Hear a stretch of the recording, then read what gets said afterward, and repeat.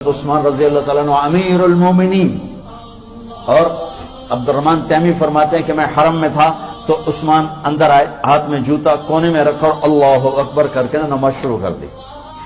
جب الف لام میم ذالک الکتاب سے شروع ہوئے تو مجھے خیال ہے میں دیکھوں کتنی تلاوت کرتے ہیں، تو الف لام میم ذالک الکتاب سے چلتے چلتے چلتے قل اعوذ برب الناس پہ جا کے پورا قرآن ایک رکعت میں ختم کر کے رکوع کیا۔ اللہ، تو ہم چلو قل ہو اللہ پہ ایک رکعت مکا دیں، انا اعطینا پہ ایک رکعت مکا دیں۔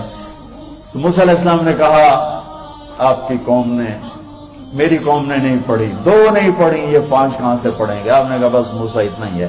آپ آگے چلے تو پیچھے سے اللہ کی آواز ہے، میرے محبوب آپ کا رب اپنے وعدے پر قائم ہے، آپ اپنی بات پہ قائم ہے، آپ کی امت پڑھے گی 5